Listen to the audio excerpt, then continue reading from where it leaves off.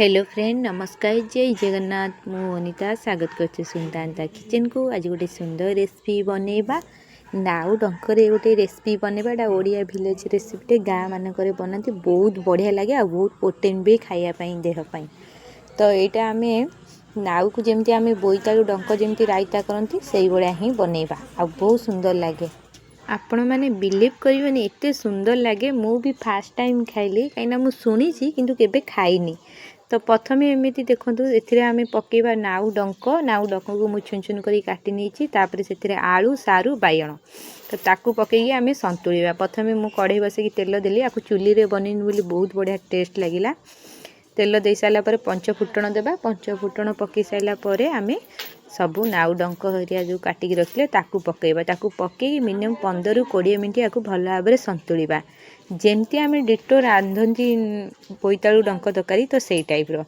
तेल ए बहुत कम देती एबे आउ टिके तेल पकईदेवा तेल देकी ताकू भल भाव संतुलिबा बहुत सुंदर लगे खाइबा पे आपण पखाळ भात गरम भात सहित भी खाई परिबे आ देह पई भी बहुत भल।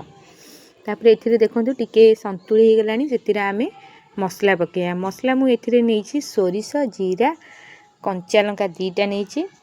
तापर रसुण पियाज फाळे नेछि पियाज क्वांटिटी टिके कम रखिबे आ जीरा क्वांटिटी भी कम रखिबे कहीं जीराटा अधिक पकेले पांचिया हो जिवो आ छोट 1 इंच रो अदा खंडे नेछि तो ताकू पकेले तो ताकू पकेकी भल भाव मसला को मु शिଳରେ ही बाटी एबे आमे सेतिरे हल्दी पकेबा मिनिमम मसला पकेकी आपण 4 ରୁ 5 मिनट ताकू कसिबे जेमती आमर पानीटा ड्राए हो जिवो परिबा सहित तापर ही आमे सेतिरे हल्दी गुंड लंका गुंड हरिया पकेबा। एबे देखंतु हल्दी गुंड मु 2 चामच पकेली लंका टेस्ट अनुसार आपणक हिसाब रे ही आग पकई पारे सेतिरे टिके पानी देबा पानी देकी भल भाव संतुली देबा आपको खाया पे बहुत बढ़िया ही लगे आपको गरम गरम ही पखाळ भात सहित खाइबे बहुत बढ़िया लगिवो। एबे तो विंटर सीजन चलची एबे नाउर डंक आराम से आपण मानकु गाँ रे मिली जिवो तो आपण माने एमती ही बनैकी खाइबे बहुत बढ़िया लगिवो। एबे आमे सबु जांको परिबा को मसला सहित मिसई दबा मिसई देकी मिनिमम 5 ରୁ 6 मिनट टिके अल्प पानी देकी हाफ कप पानी देकी फुटै दबा एबे सेतिरे आमे गोटे प्लेट को घोड़े देबा मिनिमम 5 ରୁ 6 मिनट आकु भल भाव ड्राई करिके कसिबा तो जेमिति मसलार कंचा स्मेलटा पळेबो। देखो 5 ରୁ 6 मिनट मु भल भाव कसी देइथिली मसलार स्मेल जाई साइलानी एबे आमे सेतिरे पानी देबा डंक हिसाब रे सिजिया पई आमे 3 ରୁ 4 कप पानी देबा जेमिति डंक आलू सारू भल भाव सिजी जिवो। तापरे आउ गोटे कढ़ई नेकी सेपटे मु गैस रे भाजी जोची टिके बड़ी आम ये टिके बड़ी पकेबा बड़ी पकेले बहुत बढ़िया ही लगे और खाइबा को बहुत सुंदर लगे। तो एबे देखंतु भल भाव आमर कसी हो साइलानी पानी भी जेतिकी देइथिले तार 50% पानी मरी गलानी तो एबे एमिति आमे आकु पेस्ट करी नेबा आलू डंक सारू जेमती भल भाव सिजी जिवो। डंक को आमे एमिति टिके चापी देबा जेमती तरकारी आलू सारू सहित भल भाव मिसी जिवो।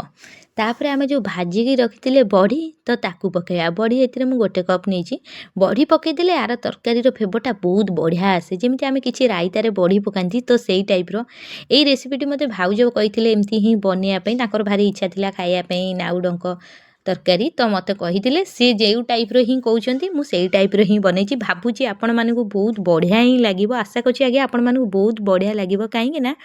मु तरकारी बनेला टाइम रे आरो फ्लेवरटा ही एते सुंदर आसुची मु आपण मानकु कहि भी परिबिनी एते सुंदर बास्ना तो बहुत बढ़िया लागछि आ बास्ना ही आपण माने भात खाइ देबे। तो एबे देखंतु तरकारी हेई आसलानी आमे किछि धनिया पत्र पकेइबा धनिया पत्र पकई साइला परे तरकारी को आमे खेळेई देबा तरकारी को मिनिमम 4 ରୁ 5 मिनट भल भाव आमे फुटेइबा जेमिति धनिया पत्र फ्लेवरटा भी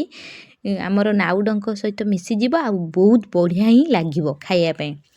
तो एबे देखंतु 2 ରୁ 3 मिनट हेई गलानी एबे आमे चूल्हा तल को तरकारी काढ़ी देबा आशा करछि आपण मानकु वीडियोटी भल लागिथिबो रेसिपीटी भल लागिले प्लीज लाइक कर देबे चैनल रे नुआ थिले प्लीज चैनल को सब्सक्राइब करबे एमती ओडिया रेसिपी आपण माने देखि परिबे। आज पई एतिकी देखा बा गोटे न्यू रेसिपी रे थैंक यू फॉर वाचिंग जय जगन्नाथ।